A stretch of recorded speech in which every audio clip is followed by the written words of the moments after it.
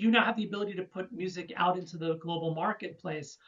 Whatever success you're having, it's generating some revenue. Right. So if I said to you today, Kevin, hey, I think you just dropped $10, would you like it? And it was in fact your money, you would of course say yes, Right. right? Why wouldn't you? It's $10. Right. If I said, hey, I've got $100 for you, you would say that's great. Right. Um, that's the message. Whatever the amount is, it's yours, and you have a right to it, and we're here to provide it to you. Right. And the process is pretty straightforward.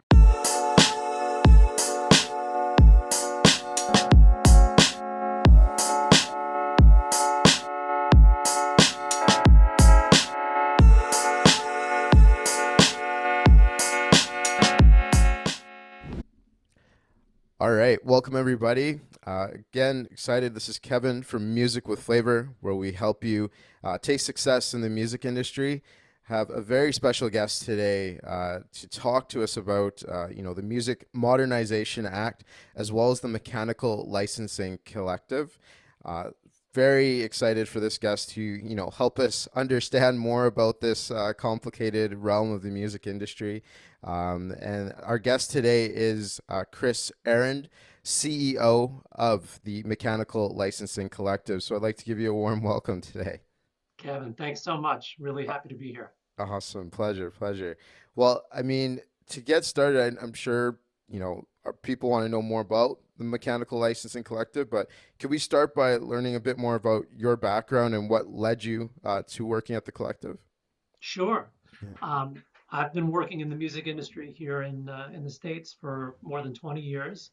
I began my career as a lawyer and worked in the law department at Sony Music. And that was back in the early days when CDs were the primary format for consumers, and Napster was a nascent but growing threat.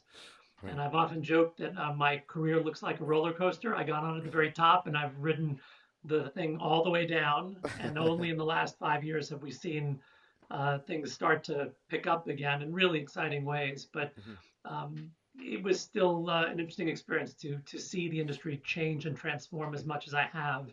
Um, when I joined, the industry in many ways looked and operated much like it had for the previous 20.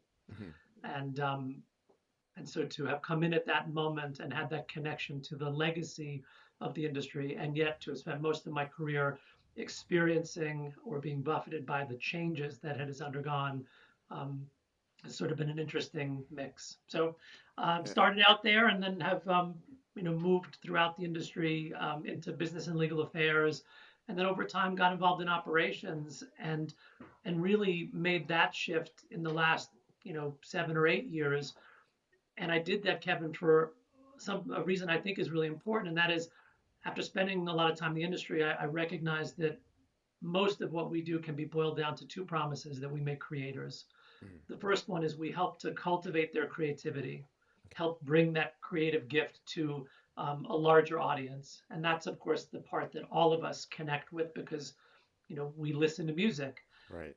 But the second promise we make is equally, if not more important, especially to the creators. It's very personal to them, and that is that we pay them, Right.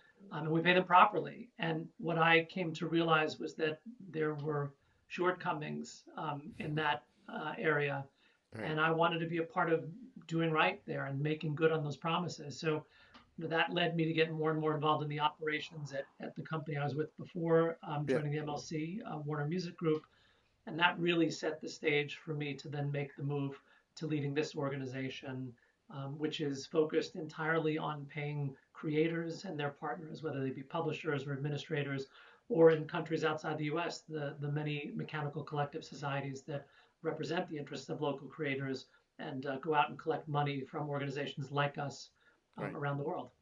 Right. No, so cool in the sense of your background, and I'm sure you've been at the table for some very important negotiations and discussions. And I think for artists, a lot, we're doing this as to push your art out there. But sometimes it does come down to, I want to make a living off this and, wanting to fight for the ability to get more from your music. So I know that there's a lot of companies out there or organizations, like performance rights organizations and stuff like that are doing something similar. But it's really interesting with this new modernization act, how you guys are kind of coming in and spearheading that even further. So could you talk to what you guys are actually doing at the Mechanical Licensing Collective, and how that is, going to be of service and help for artists, essentially? Sure. Yeah. So the first thing to do is to sort of start at the top and remind your listeners that when we think of the music industry, we're actually thinking often about two parts of the industry that work with two different sets of rights. Mhm. So whenever you hear something on a digital service or on radio, you're hearing the performance by a performing artist or a recording artist Right. of a song. And while many performers are also songwriters, that is not always the case. And in fact, there's a long legacy in the music industry of incredibly talented songwriters who wrote songs for others. Right. So, the first distinction to make is the MLC administers a set of rights that relate to the songs and not the sound recordings. Okay. From there, there are a number of different rights that songwriters have when they write a song, Right. and each of those rights has the potential to lead to a different revenue stream, Right. right? You can make money multiple ways from that same creative work. Right. So the MLC administers a set of rights that are called mechanical rights, and we collect and then distribute mechanical royalties. Those royalties and that right relates to the copying or the reproduction and then distribution of songs or products that feature songs. You actually have a great post on your blog that talks about the different rights that come from copyright, Right. and it covers that right of reproduction and distribution. Right. That's different from the performance right, which is another important right that connects with another important revenue stream that many songwriters are already familiar with because um, they've likely affiliated with an organization, a performing rights organization, Right. like in the United States, an ASCAP, BMI, CSAC, or GMR. Right. And you would probably know better the Canadian Performing Rights Society name, but Yes. but that is a separate set of rights. So again, we operate on the publishing or the song side, not the sound recording side, and Mhm. we administer mechanical rights and royalties as opposed to performing rights and royalties. Awesome, awesome. Yeah, in Canada here, I think it's SOCAN is our organization here. But yeah, it's interesting as an artist too because there's so many you hear. Oh, okay, I need to be with this. I need to be with this program. This organization only helps me collect this if I'm working with a song trust.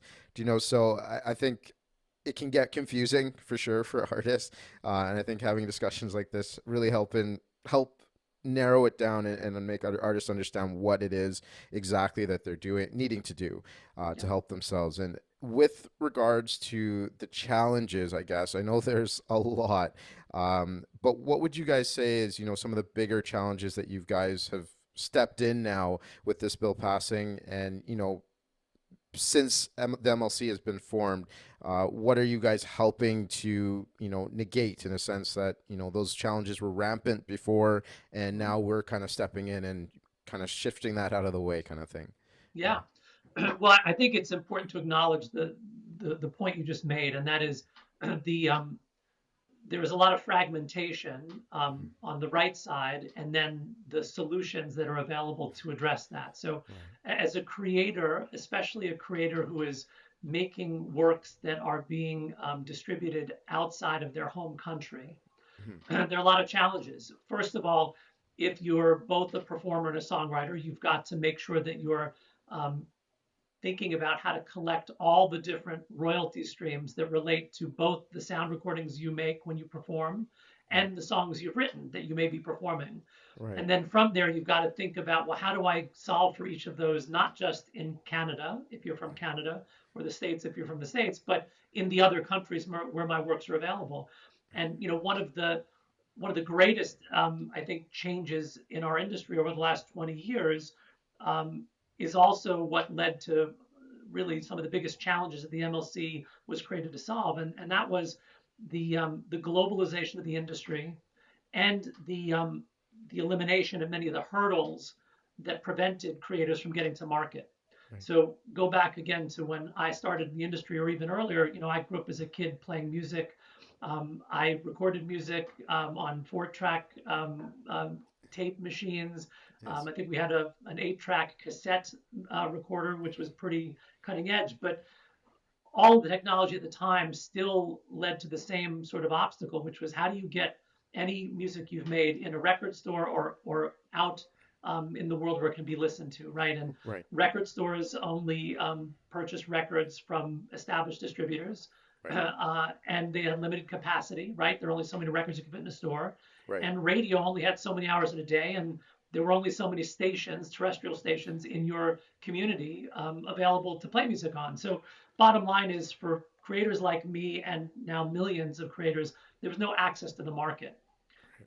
As the industry got transformed by the advent of digital technologies, access became available to everybody. So Right. today, you as a creator can make music, you can write songs, those songs can be performed, recorded, and you can get those up on every major digital distribution service, not only in Canada, but around the world. Right. Right. So you write a song in Alberta, and now someone records it, or you record it, and that song is available in 100 countries around the world. Right. Right. That's great, but you now have to figure out, how do I get paid for all those uses? Right. So to bring it back to the MLC, the challenge that arose in the industry was with the big streaming services, the global streaming services like a Spotify and Apple Music and Amazon, with those services having available more than 70 million sound recordings, each one of which was a recording of a song, Right. and each song, written by one or more creators, and now increasingly that can be 5, 10, 15 different writers on one single song. Right. The services in the old world had to find every Each. one of those writers for every one of the songs on every one of those 70 million recordings. And they had to license them properly and then pay royalties. Right. Um, they weren't able to do that No. because, right, a work by work clearance process was not scalable. Right. Moreover, every service had to figure that out. So let's say you, Kevin, and I wrote a song together, Mhm. and we live in different countries. Every service that had that song on it, or a recording of a song, had to find you and had to find me. Right. And that could be very difficult. So what Congress, our Congress here in the States did, and this was driven by the advocacy, the great advocacy of organizations here like NMPA, that represents music publishers, that's a national trade organization, NSAI and SONA, some great songwriter advocacy organizations. Um, Congress passed a law that created a new blanket license.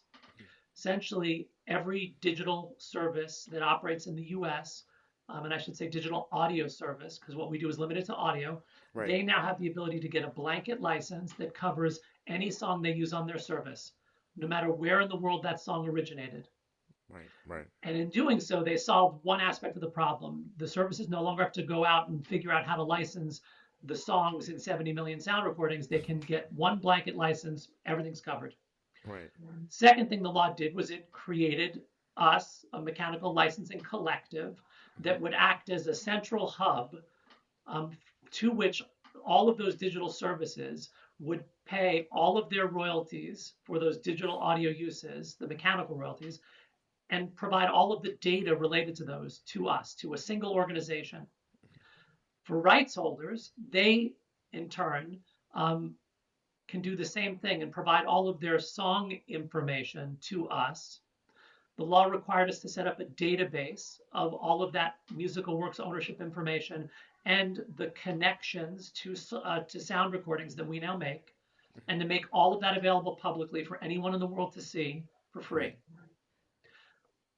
Now that we're getting all the data from the services, and we're getting the data from the songwriters and the publishers, all the sound side, we're in a really good position to make the connections between each sound recording and the song it features. And by making that connection, we in turn then know who to pay royalties to and how much they should pay. So that's what the MLC has sought to do. It has sought to ensure that where any song is used in a U.S. On a U.S. digital audio service, Right. and there are dozens of them, and the Yeah. number grows with each month. All of those uses, the royalties are paid to us. They're not sitting with the DSP, and then we in turn pay as much of that as possible out to creators, and eventually, by law, it all gets distributed, Right. and um, and that should hopefully make the system much better. Right.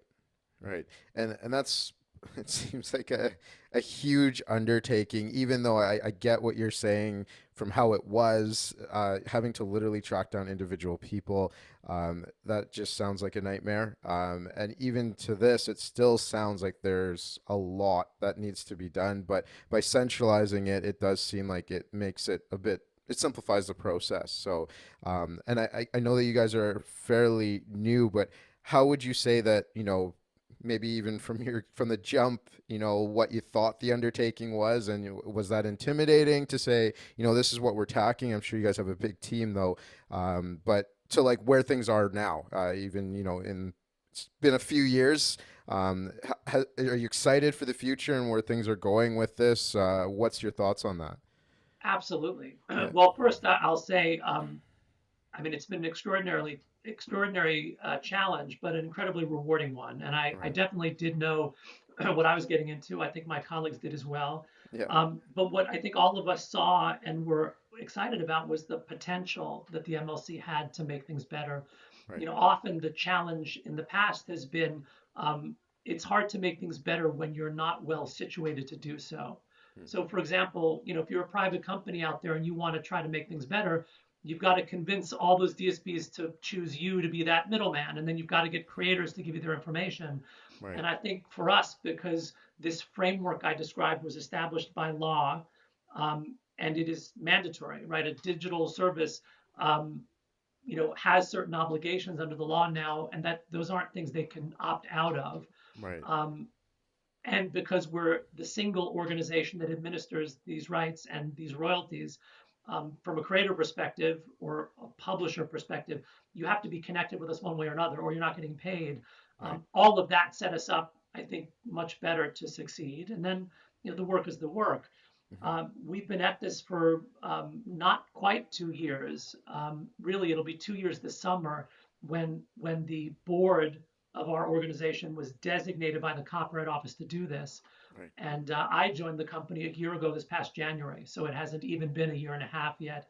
Hmm. And really, from that point, almost everyone on our team was hired after I joined. So in Right. the last year and a half, amidst a global pandemic, we have built an entire team of people. Yeah. We have built the operations of the company from scratch, the marketing materials, the educational materials, the website.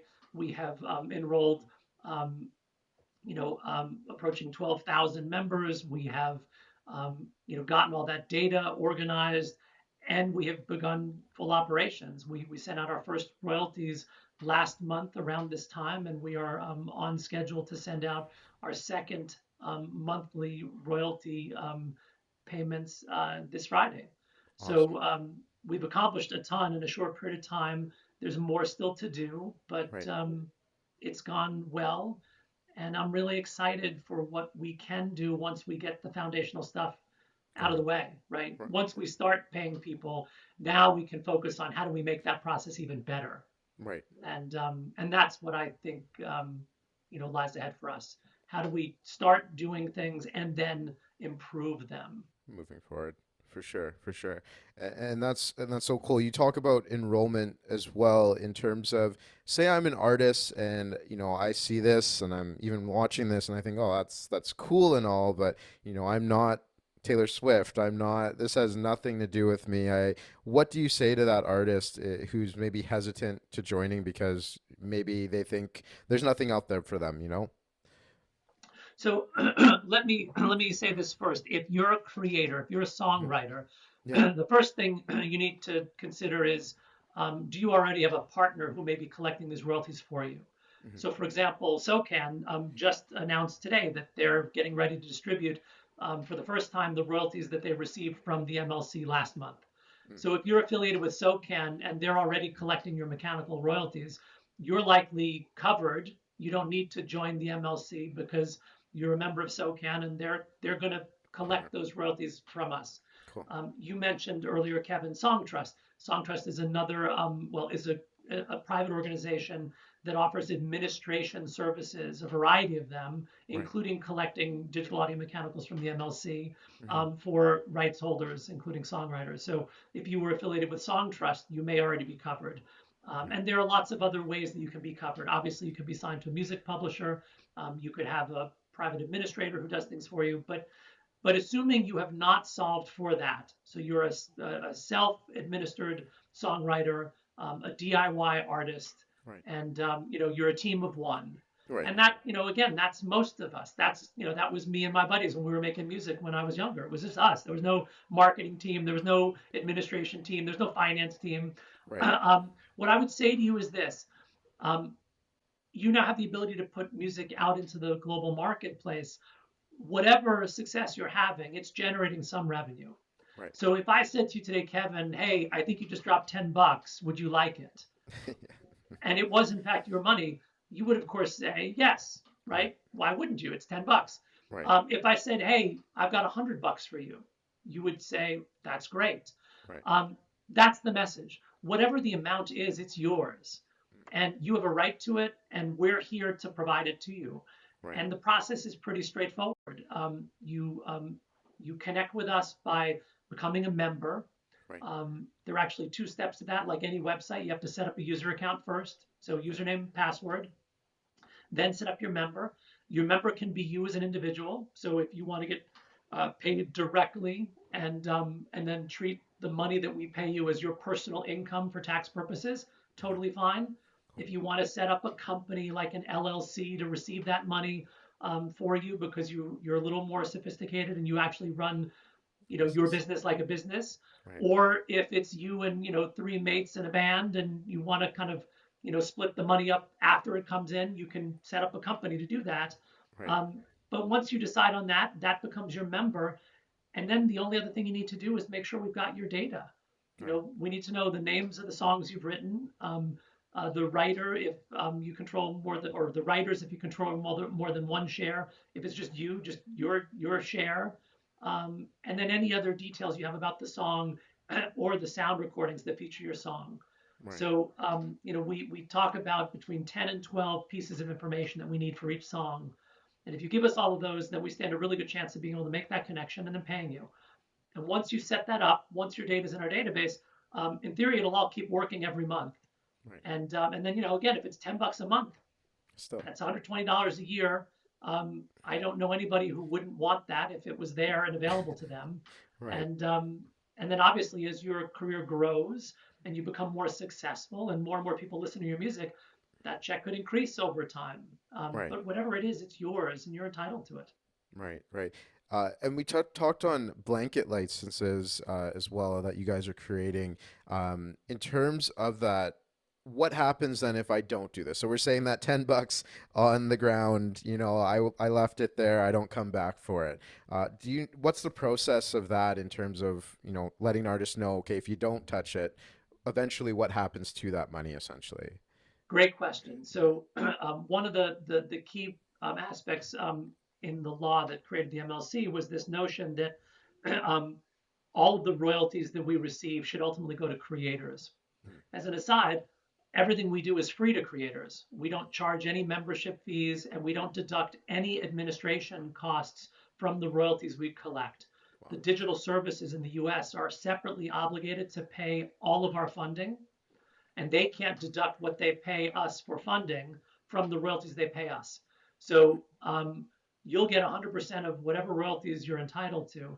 If you don't register with us and we're not able to pay you, um, after a period of years, the law allows and would ultimately require that we distribute those remaining monies that we could not pay to all of the other songwriters, publishers, and administrators who did get paid Mm. based on the amounts they got paid in that period. So let's say for this past January, you Yeah. did get royalties from us, and your royalties represented 1% of all the royalties we paid out for January.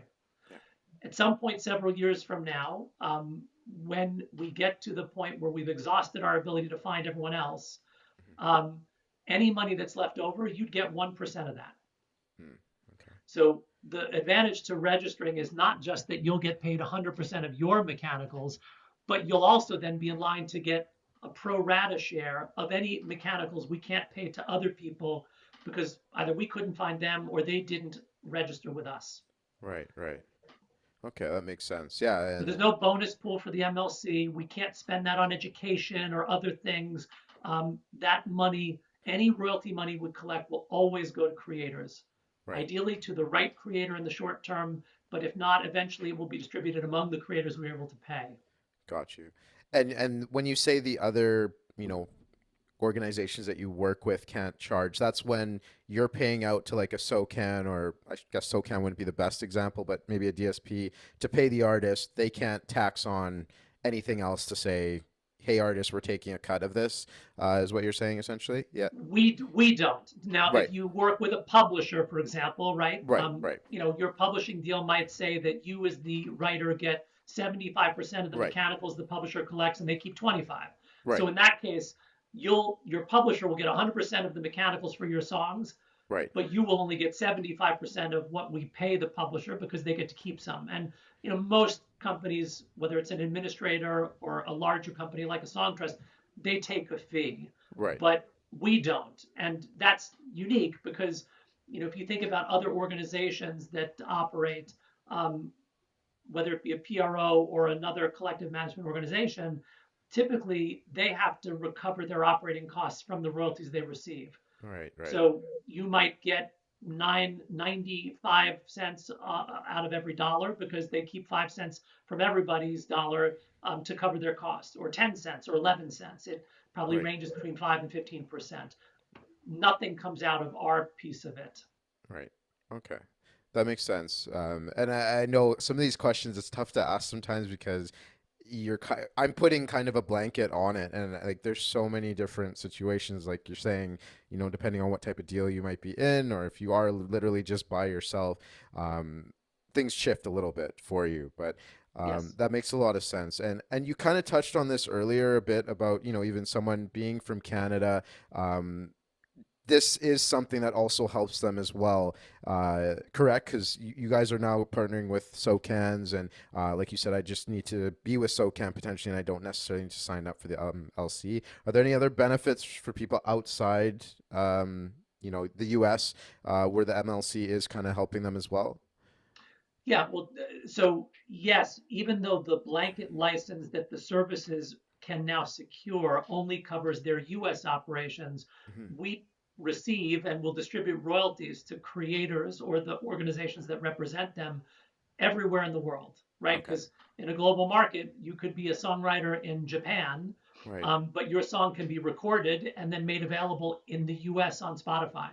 And if Right. that happens, then you're entitled to those royalties, even though you're a songwriter based in Japan and you've never stepped foot in the U.S. So for any Canadian songwriters listening, Right. the MLC will be collecting mechanical royalties for any of your songs that are available in the U.S. market, Hmm. and you can connect with us directly. You could become a member of the MLC, even as Right. a Canadian songwriter and a Canadian resident, or you can connect through a publisher or an administrator like a song trust, or through a society like SOCAN that represents creators like you.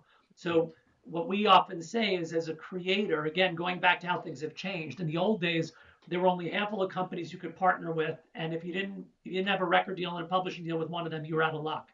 Right. Now, as a creator, you can sign a publishing deal with a big publishing company or any number of small indies. You can sign on with a company like Songtrust, or you can let a company like TuneCore or CD Baby Pro collect your mechanicals in addition to your sound recording revenue. Right. You can get a private administrator, or you can join yourself. So there are Right. lots of ways to connect with us. There's no right way. There's only the best way for you. Right. The key is to do it though, because if you have no connection to us, either directly or indirectly, then you can't get paid the royalties that we have for you. And that, again, is when the money eventually goes to someone else. So Right. connect with us. so we can pay you. That's our sole purpose. Come on, it makes sense. Yeah, don't leave that money on the ground. Yeah. Uh, Kevin, are you a um, songwriter as well? I do have a background in music of making like rap music and stuff like that with a friend. So that's, yeah, essentially writing is my background for sure. Yeah, yeah, Right. So yeah. if you have songs that you and your friend or others have recorded that are available in the U.S. digital audio streaming platforms, even some of the download platforms now that are taking the blanket, Right. right? Then you have to we've got a choice. How do I connect with that money? Do I become a member of the MLC? We'd love to have you, Hmm. or do I partner with one of the companies that I mentioned, or do you affiliate or have an affiliation with SOCAN that could help you? All of those possibilities work. The key is pick one. Exactly, and make sure that you're on one of them for sure. Yeah. No, that makes sense, and that is cool. It just seems like you're making a lot of lives easier, even from like the organization standpoint of like how you touched on. Some of these companies are trying to go at it alone. They want to make things better, and they're obviously trying to do that. But it can be hard if you don't have the connections to everything, essentially, right? So Yes. that makes a lot of sense. Just to touch on, is there any myths that I know we kind of touched on a few, kind of, but is there anything that you would say like you've heard or you're like, hey, that's totally not true in relation to what you guys do, or Um, Two, I guess I could speak to. One is because we were created um, uh, by a federal law here in the States, Mhm. sometimes we hear people confused and suggest that we are a government agency. So we are not a government agency. We are a private, non-for-profit company. In the United States, there are a couple of different forms that can take, but we are designated by the federal government as a nonprofit company. Right, And we are governed by a board of directors that consist entirely of stakeholders that we pay. So our board is divided roughly into three groups. There are self-administered songwriters, there are small publishers, and then there are the largest publishers in our market, and right, they're all represented. None of them has a majority, um, and and all of them ultimately benefit from what we do. So even though we are funded by the digital services, we ultimately are responsible to the stakeholders we serve. And I right. think that's unique and positive.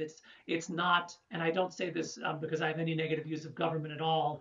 In Yeah, my experience, people who work for government are among the most caring people because you could work probably in the private sector and make more money. I right, started my career in the government, but sometimes people say, well, you work for the government, you can't possibly understand what I need because you're disconnected. And here the point is we are fully connected with the people we serve because we're literally governed by those folks. right, My right, boss is that board of directors who all get paid by the MLC. So if I don't do my job well and the MLC doesn't do its job well, if we're not listening to all of you as creators, then someone else will be doing this podcast the next time around. So right. that's a Exactly. good, I think, myth to dispel. We are not a government agency. We are a private nonprofit company Right. governed by you, the people we serve. Hmm. And the other would be we don't replace any other existing organization in its entirety.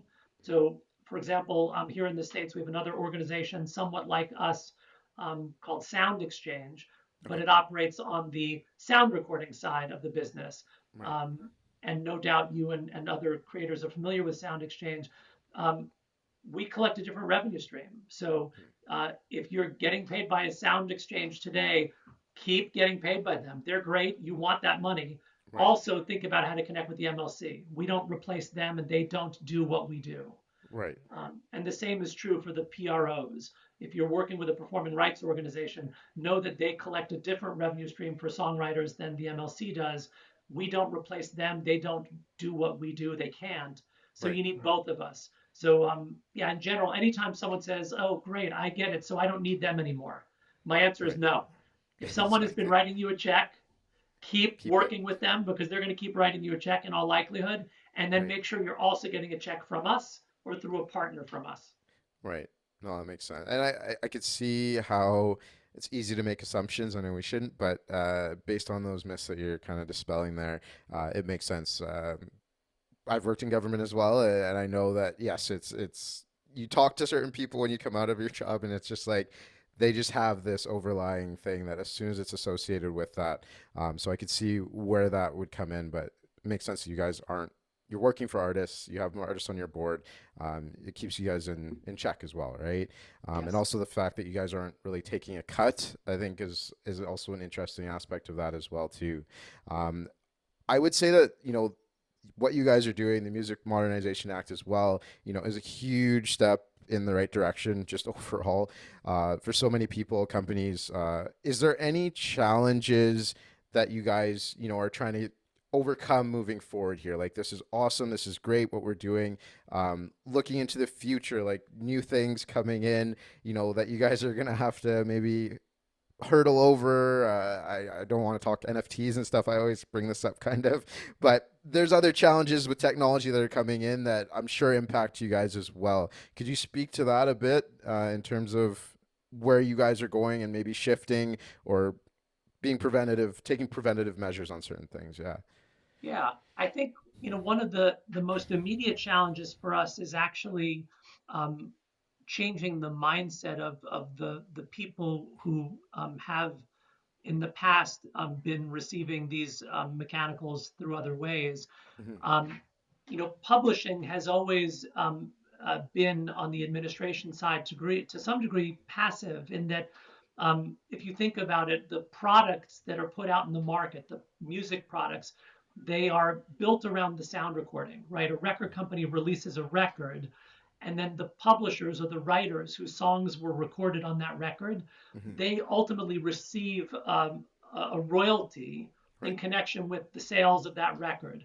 But the record company is sort of driving the distribution part of the process, and the publishers are on the receiving end of the revenue. They're kind of downstream, Right. and that has been very challenging, I think, for folks on the publishing side because when you don't have visibility into what's happening in the market. For example, let's say you wrote a song and people cover it regularly. Right. Um, under our law, and I believe in Canada as well, you may not know once the first recording of your song is made, you won't know that someone new has made a new cover. Right. So someone has now used your song, they've made a recording, they put it up on Spotify, you're entitled to mechanicals, but you have no way of knowing that that exists. Right. So you're sort of flying blind. What we have tried to do and are continuing to do is to emphasize that the changes that I've described really now give songwriters and publishers greater visibility into the process than they've had before, and in particular their data. Mm. So let's say you wrote a song and it was recorded and it's going to be released, tomorrow. Right. Um, Whereas in the past, you might have to wait until later this year, much later this year, to get your first publishing statement to even know that that song was used. Right. Um, you can now go to our database and see right away the data for that song, or you can register the data for that song. Right. And because the data you see is the data we're going to use to pay you, you can have much greater visibility into whether the payment you eventually get is right or not. Mm. Another way to put it, if you go to our database today and you were to look for a song of yours that's available on one of those big services, if it's not in our database right now, Hmm. I can tell you with certainty you didn't get paid royalties last month. You won't get paid royalties this week at the end of the week. Right. And you probably won't get paid royalties for several more months unless and until you register your work. Right. So looking at the data gives you visibility into whether you stand a shot at being paid. Right. Now, there are still challenges in the process to make sure that we make all those connections, but the point is, if the data is not there to begin with, the rest won't work. Right. So that is, I think it opens up a huge opportunity for all songwriters to check their data. And Mm. we encourage this regularly. If you're self-administered, obviously you need to do it because you're running that part of your business. But Right. even if you're a published songwriter, even if SOCAN represents you, you should still check your data in our database using the public search to see if it's accurate and complete. And Right. if a song is missing, tell your partner, hey, that song of mine is not registered. Because if it isn't registered, we can't pay you. Right. So Right. that shift in mindset to being more proactive and really leaning in and looking at the data, that's a change. And that's a change for, big companies, small companies, and for all creators. And it's going to take time for people to get used to that because it's a new thing. Right. And, it involves looking at your computer and, putting something into a search. that's not the normal activity a lot of creators have, right? In your Right. free time, you don't surf databases, but we tried to make it very easy. Um, and again, I think once you do it, um, most creators get very curious because they're like, oh wow, wait, that song is there, that's amazing, and then they'll like, what about that other song, and what about the other song, and Right. that's the process of checking your data. It's just looking to see if it's there. Right. Yeah, and I think too, like some of this stuff, like how we talk about, can be complicated. It can be, out of the norm for artists. But I think, like you're saying, is making that connection and actually seeing it in action. Seeing that money potentially, even if it's small, at least it gets the ball rolling in your mind, and gets things going. Like, hey, this is possible, or this is something that I do. Like you're saying, need to check, or Yep. stay on top of, right? Because it's important, right, moving forward, especially. Yeah. But yeah, no, no, this was an amazing, amazing chat. Do you have any like final words for artists, or just in general moving forward? I know we're coming out of a pandemic here. Um, Hopefully, it's the worst is over and behind us. But as artists, move into the future here, any aspiring closing words? um, I think just like the shift to digital has opened up opportunities for so many creators to access the market and now to start to generate some revenue um, from the creative work they do. I think we're also seeing how the move to digital really opens up opportunities for artists to be informed. Mm. Um, this all of this is complicated to some degree, but it's doable. You Right, can figure this out.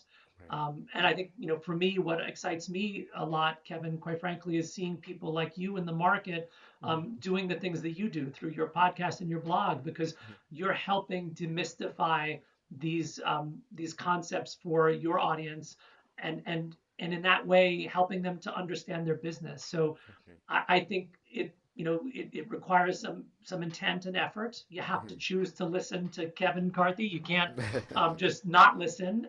You Right, have to go to the web and check out websites like ours where we put out a lot of information. right, Um, but I think for any artist who is willing to take that step, there's a lot of information out there now. A lot of people that are trying to explain how all this works, demystify it, and for those that are willing to do it, I think there's an incredible opportunity to not only be creative, but again, to also make a little money or maybe a lot of money from doing it. And those two things should always go hand in hand. It's the two promises, right? right, We want you to inspire us with your music, and we in turn want to make sure that you're rewarded for for it.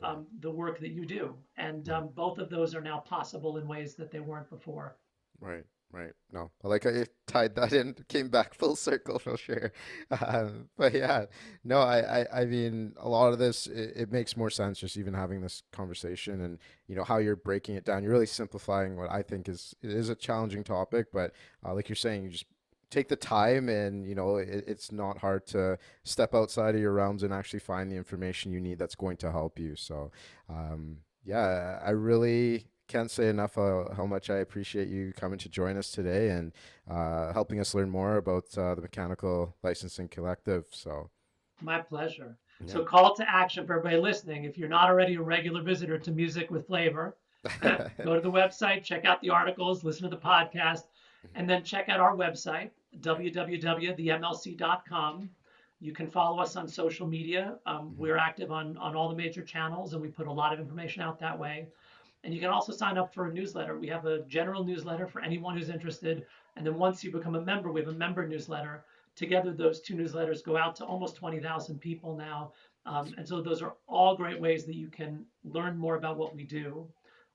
And then we have a really strong and large support team available to anyone who wants to contact us to provide one-on-one support.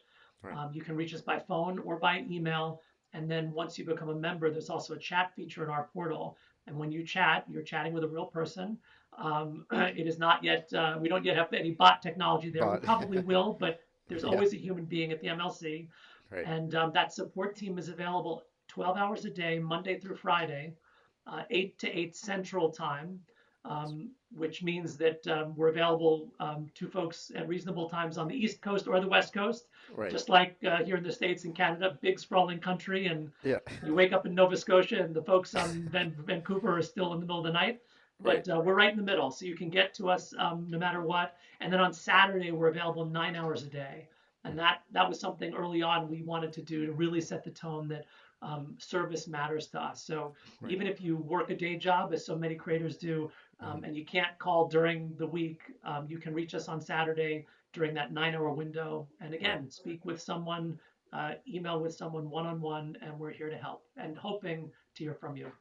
Definitely, definitely. Oh, that makes sense, and I get that. And even just going to your guys' website, it looks easy to use, and there's already information there galore that can help. So, Yes. um, Kris, it's been a pleasure again. Kris Ahrend, CEO of the Mechanical Licensing Collective. It's a pleasure. Thanks so much, and looking forward to see what else develops with you guys. Thanks, Kevin. Hope to be back to speak with you again. Definitely, definitely.